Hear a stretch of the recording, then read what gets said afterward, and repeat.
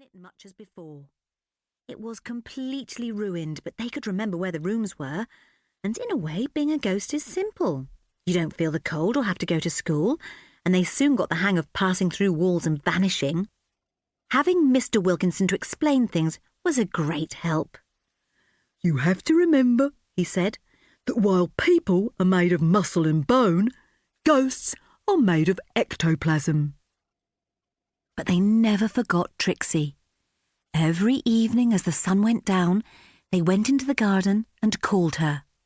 They called her from the north, from the south and the east and the west, but the sad, goose-pimpled spook never appeared. Then, when they'd been phantoms for about 15 years, something unexpected happened. They found the ghost of a lost child. They were out for an early morning glide in the fields when they saw a white shape lying under a hedge. "Do you think it's a passed-on sheep?" asked Mrs. Wilkinson. But when they got closer, they saw it was the ghost of a little girl. She wore an old-fashioned nightdress with a ribbon round the neck and one embroidered slipper, and, though she was fast asleep, the string of a rubber sponge bag was clasped in her hand. "Oh, she must be a ghost from olden times," said Mrs. Wilkinson. "She looks wet," said Grandma. This was true.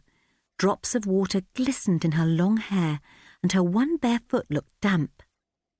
"Oh, perhaps she drowned," suggested Eric. Mr. Wilkinson opened the sponge bag. Inside was a toothbrush, a tin of tooth powder with a picture of Queen Victoria on the lid, and a fish. It was a wild fish, not the kind that lives in tanks, but it too was a ghost and could tell them nothing. "It must have floated into the sponge bag when she was in the water," said Mr. Wilkinson. The thing to do now was wake the child, and this was difficult. In the end, it was the budgie who did it, saying, "Open wide." He'd learnt to say this when his cage hung in the dentist's surgery. "Oh, the sweet thing!" cried Mrs. Wilkinson as the child stirred. "Isn't she a darling? I'm sure she's lost. She must come and make a home with us, mustn't she, Henry? We must adopt her." She bent over the child. "What's your name, dear?"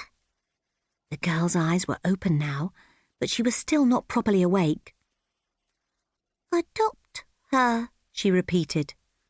"Adopt her," said Mrs. Wilkinson. "That's odd, but very pretty." So that was what she came to be called, although they called her Addie for short. She never remembered anything about her past life, and Mr. Wilkinson, who knew things, said she'd had concussion, which is a blow on the head that makes you forget your past. Mr. and Mrs. Wilkinson never pretended to be her parents. She called them Uncle Henry and Aunt Maud, but she hadn't been with them for more than a few weeks before they felt she was the daughter they'd always longed for, and the greatest comfort in the troubled times that now began. Because life became very difficult. Their house was rebuilt, and the people who moved in were the kind that couldn't see ghosts.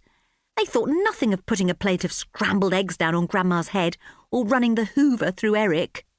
And when they left, another set of people moved in who could see ghosts, and that was worse. Every time any of the Wilkinsons appeared, they screamed and fainted, which was terribly hurtful. "I could understand if we were headless," said Aunt Maud. "Or blood-stained," agreed Grandma.